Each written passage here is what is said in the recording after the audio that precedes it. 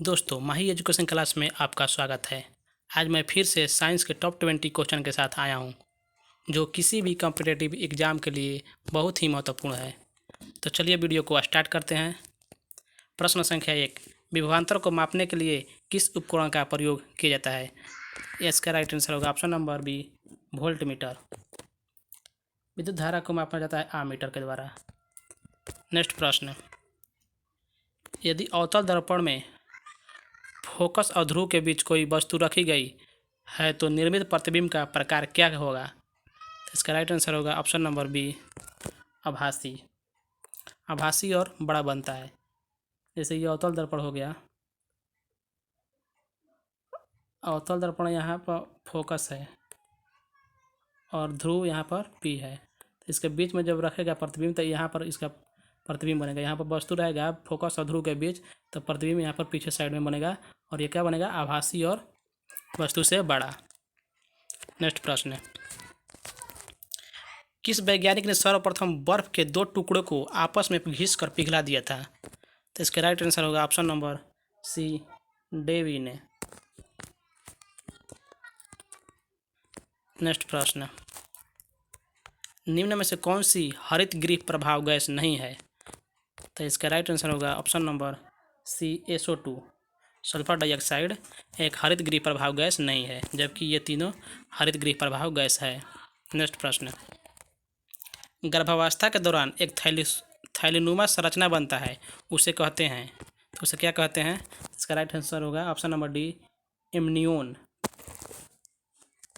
Next प्रश्न, प्रश्न संख्या 6, यदि किसी ध्वनि तरंग की आवृत्ति n और आवर्तकाल t हो तो दोनों के बीच संबंध है।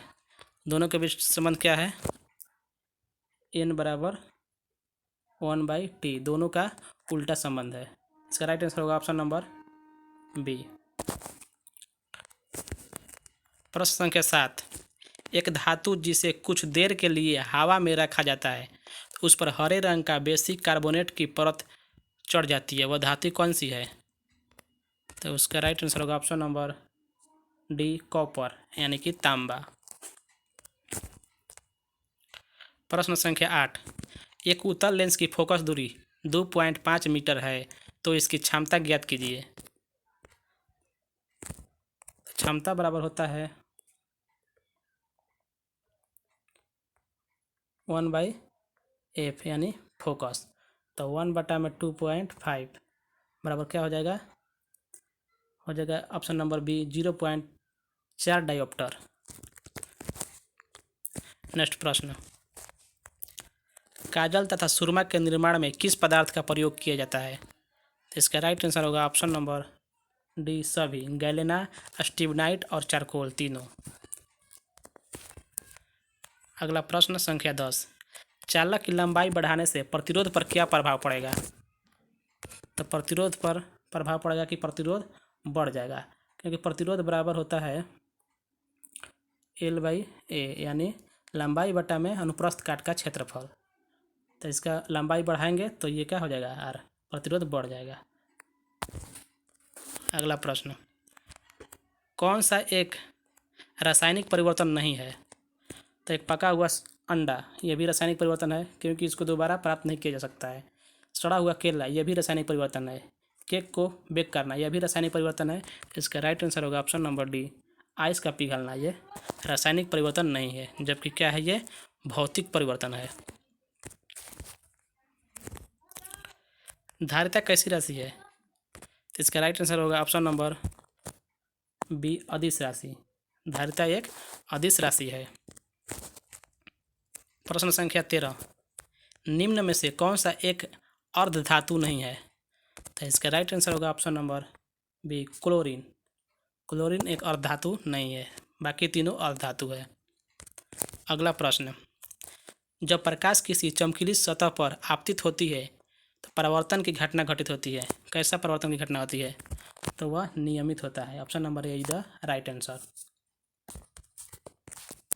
नेक्स्ट प्रश्न, प्रश्न संख्या 15, किसका प्रयोग कारों में पेट्रोल के साथ ईंधन के रूप में किया जाता है?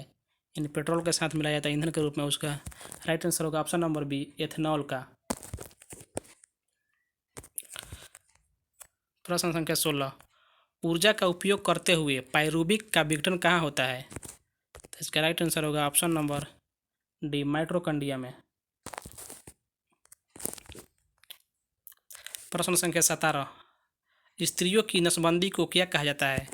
तो स्त्रियों की नसबंदी को ऑप्शन नंबर बी, ट्यूबेक्टोमी कहा जाता है, जबकि बेसेक्टोमी पुरुषों की नसबंदी को कहा जाता है। पुरुषों की नसबंदी को बेसेक्टोमी और स्त्रियों की नसबंदी को ट्यूबेक्टोमी कहा जाता है। अगला प्रश्न, प्रश्न संख्या 18, निम्न में से कौन सा एक अल्प विकसित अंग है? तो इसका राइट आंसर होगा ऑप्शन नंबर डी, अपेंडिकस। अपेंडिकस एक अल्प विकसित अंग है।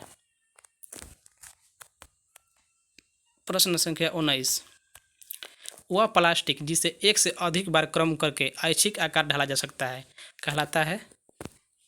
इसका राइट आंसर होगा ऑप्शन नंबर ए, थर्मोप्लास्टिक। जबकि वह प्लास्टिक जिसको एक से अधिक बार गर्म करके नहीं ढाला जा सकता है वह थर्मोसेटिंग, यानी अब सेट हो गया तो वह दोबारा नहीं ढाला सकता है। नेक्स्ट प्रश्न, आज का अंतिम प्रश्न, प्रश्न संख्या 20, संवहन होता है, संवहन किस में होता है? तो इसका राइट आंसर होगा ऑप्शन नंबर डी, द्रव एवं गैस दोनों में, ठोस में नहीं होता है। तो आज के लिए इतना ही।